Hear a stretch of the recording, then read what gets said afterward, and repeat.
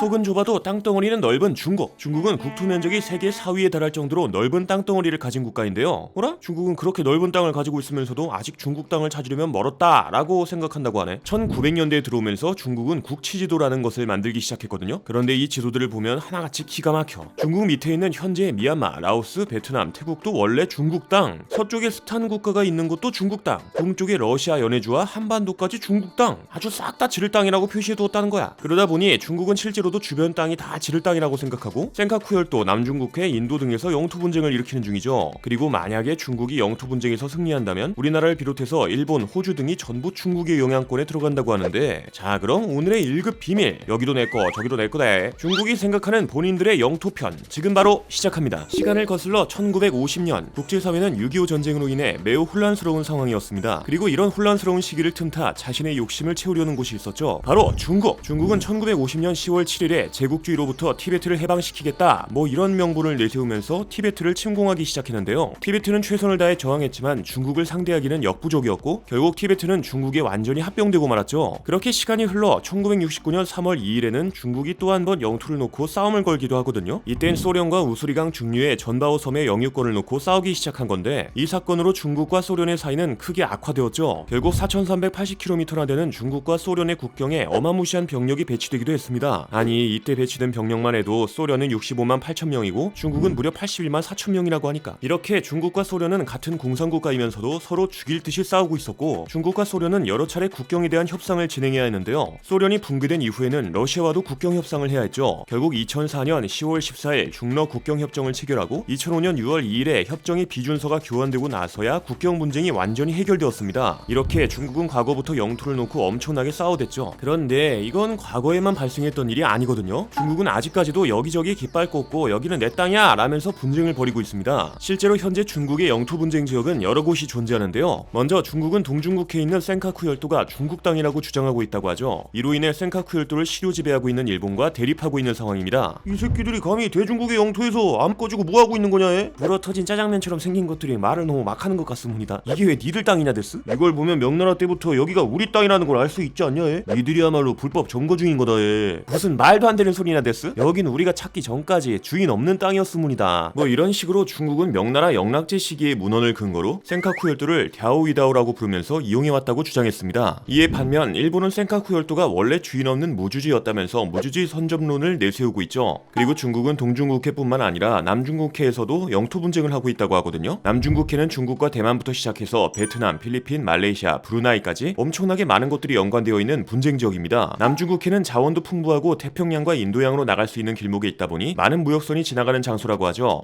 여기까지만 봐도 중국이 남중국해를 가만히 둘 것 같지 않은데, 아니나 다를까 중국은 진짜 양심 없는 주장을 하고 있었습니다. 아니 남중국해 90%는 중국 땅이다 라는 거야. 다른 곳들은 그냥 영토 주변 12해리에 해당하는 영해나 먹고 떨어지란 소리였죠. 이렇게 양심이 가출해버린 모습에 다른 나라가 화를 낸다? 바로 중국 역사 보면 중국 땅이라고 나와있어 를 시전해버린다고 합니다. 또 중국은 인도와도 국경 분쟁을 하는 상황인데요. 여기서도 중국은 분쟁 지역이 원래 지들 땅이었다고 주장하고 있죠. 아니 저 새끼들은 여기도 지들 땅 저기도 지들 땅 아주 그냥 싹 다 지네 거라고 우기고 있네 라고 생각하고 계신 분들이 많으실 겁니다. 그렇다면 도대체 중국은 본인들의 영토를 어디까지라고 생각하고 있느냐? 이건 과거 중국인들이 만든 지도를 보면 알 수 있다고 하죠. 먼저 19세기 중국은 서구 열강의 침략으로 인해 영토를 잃게 됩니다. 지금까지 자기가 최고라고 생각하던 중국은 큰 충격에 빠지게 되었죠. 그러다 보니 중국은 서구 열강에게 땅을 빼앗긴 것을 치욕이라고 느꼈고, 잃어버린 땅을 되찾자라는 의지를 불태우면서 과거의 영토를 나타낸 지도를 만들었는데요. 바로 국치지도. 여기서 말씀드린 국치지도란 나라의 치욕을 보여주는 지도라는 뜻이라고 합니다. 뭐 중국이 만들었으니까 당연히 평범하진 않겠지만 그걸 감안하고 보더라도 중국이 만든 지도들은 상상을 초월했다고 하네. 먼저 1916년에 만들어진 중화국치지도만 보더라도 진짜 what the fuck 소리가 절로 나왔습니다. 이 지도는 중국이 잃어버린 영토를 빨갛게 표시해놨는데 여기는 지금의 베트남, 라오스, 태국, 미얀마의 영토가 포함되어 있었죠. 심지어 러시아의 연해주와 한반도 등등 그냥 주변 땅들이 죄다 지들이 잃어버린 땅이라고 표시해놓았습니다. 오마이갓,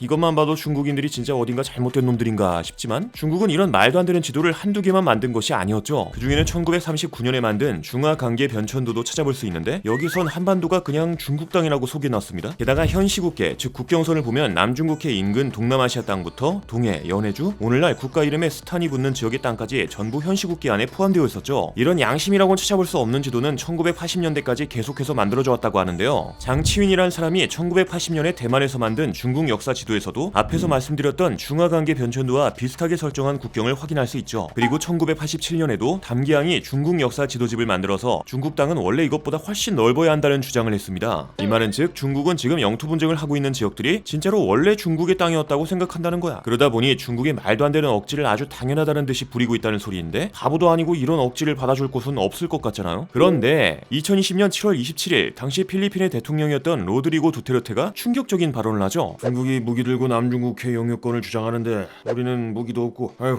우리가 뭘 하겠어. 띠용? 아니 그러면 지금 남중국해를 그냥 포기하겠다고? 너 정신 나갔어? 그래도 코로나 백신 나오면 우리한테 제일 먼저 달라고 했어. 너 잘했지? 아 참. 그래 참 잘했다. 왜? 그냥 나라까지 팔아버리지 그러셨어? 뭐 이렇게 필리핀은 힘이 없기 때문에 중국과 싸우기 어렵다면서 필리핀의 남중국해 영유권을 포기하는 것 같은 말을 한 겁니다. 이건 진짜로 중국이 영토 분쟁에서 승리하고 영토를 차지할 가능성을 무시할 수 없는 건데, 그렇다면 진짜 만약에 중국이 그 영토들을 차지하게 되면 어떤 일이 벌어지느냐? 먼저 현재 중국이 영토 분쟁을 벌이고 있는 곳은 대부분 중국 주변의 해양이잖아요. 현재 중국은 세계 4위에 달하는 어마무시한 땅덩어리에 비해서 해양으로 진출할 수 있는 바닷가의 면적은 별로 안 된다고 합니다. 그러다 보니 중국은 해양 진출에 어려움을 겪고 있죠. 이런 상황에서 중국이 남중국해와 동중국해의 센카쿠 열도를 먹는다? 이건 중국의 해상 영향력을 엄청나게 증가시키게 될 겁니다. 특히 이 중에서도 남중국해는 중국뿐만 아니라 전 세계적으로 아주 중요한 지역인데요. 남중국해는 국제 상선의 통항로로 세계 모역선의 약 40%에서 50%가 통과하는 곳이죠. 당연히 우리나라도 남중국해를 엄청나게 이용하고 있습니다. 우리나라는 수출 물량의 30%, 수입 에너지의 90%를 남중국해를 거쳐가고 있죠. 그런 중요한 지역을 다른 곳도 아니고 중국이 먹는다니, 아우 진짜 상상도 하기 싫을 정도로 끔찍한 일이 일어날 게 뻔해. 실제로 중국은 남중국해 영유권과 함께 통과할 때 승인을 받으라고 주장하고 있는데요. 중국이 통행을 승인해주지 않으면 남중국해를 피해 빙 돌아서 가야 하기 때문에 운송 비용이 막대하게 증가하게 됩니다. 결국 남중국해를 이용하는 모두가 중국에게 고개를 숙이고 들어갈 수밖에 없는 거지. 심지어 아주대학교의 김웅규 정치외교학과 교수의 말에 따르면 중국이 남중국해를 손에 넣을 경우 미국의 태평양 방어선이 무너진다고 하죠. 그 결과 우리나라를 비롯해서 일본, 호주 등등 수많은 국가들이 중국의 영향권 안으로 들어가게 된다고 말합니다. 아니 남태평양 사례만 봐도 이 정도로 심각한데, 최근에는 중국이 자기네 근처 땅 말고 다른 곳도 먹으려 하고 있어서 문제가 더욱 심각하다고 하죠. 여러분도 아시다시피 중국은 1대1로다 뭐다 하면서 동남아시아부터 아프리카까지 많은 국가에 사람 좋은 척 다가가고 있잖아요. 뭐 처음에는 돈 빌려줄 테니까 이것도 짓고 저것도 짓자 라면서 도움을 주는 것 같지만 나중에는 돈을 못 갚는다 싶으면 바로 빌린 돈으로 지은 시설들을 압수해가고 있죠. 이로 인해 여러 국가들이 땅도 뺏기고 경제 위기까지 겪었습니다. 아우 아프리카에서도 난리를 떨 정도면 우리나라에서도 한바탕 하고 있겠는데? 라고 생각하고 계신 분이 많으실 것 같은데요. 중국이 전 세계 곳곳에 지네 나라 깃발 못 꽂아서 안달이나 있는데 바로 옆에 있는 우리나라를 가만히 둘 것 같진 않으니까. 네, 우리나라도 안심할 수 있는 상황은 아니라고 합니다. 중국은 우리나라와 영토를 두고 싸우지는 않지만 배타적 경제 수역을 두고 논쟁이 있는 상황이죠. 여기서 말씀드린 배타적 경제 수역이란 연안으로부터 200캐리 수역 안에 들어가는 바다를 말하거든요. 여기서 문제는 우리나라와 중국 사이가 가깝다 보니 배타적 경제 수역이 서로 겹친다는 거야. 이로 인해 중국과 배타적 경제 수역 문제를 겪고 있습니다. 우리나라는 각국 영해 기준선에서 가장 가까운 점을 기준으로 동일한 거리에 있는 중간선을 경계로 하자고 주장하고 있죠. 중국은 그게 무슨 말도 안 되는 소리냐라고 말하면서 대륙 주위에 분포하는 완만한 경사의 해저인 대륙붕을 기초로 해안선의 길이 같은 것을 따져서 정해야 한다고 주장합니다. 그런데 중국의 주장대로 배타적 경제 수역을 설정하면 한중 잠정 조치 수역이 거의 다 중국에 넘어간다고 하네. 그러니까 중국은 여기서도 어떻게든 중국의 영향력을 넓히려고 하는 거지. 게다가 중국은 한반도 북쪽을 집어삼키려는 움직임을 보이기도 했죠. 지난 북한 분할 통치 영상에서 살펴봤던 것처럼 중국은 동북공정을 통해 고구려가 중국 역사다라고 주장하면서 이걸 통해 북한을 집어삼키려는 움직임을 보인 적이 있습니다. 이렇게 중국은 원래 전부 다 중국 땅이었다는 기적의 논리로 남의 영토를 탐내고 있는데, 중국에게 눈 뜨고 땅 뺏기지 않으려면 정신 단단히 차려야 할 것 같네요. 자, 그럼 중국은 영토 분쟁도 중국식으로 하는구나 라는 걸 느끼면서 오늘의 1급 비밀 마치도록 하겠습니다. 다음에 또 다른 이야기를 담은 서류 1급 비밀 파일을 들고 다시 찾아오도록 하겠습니다. 감사합니다.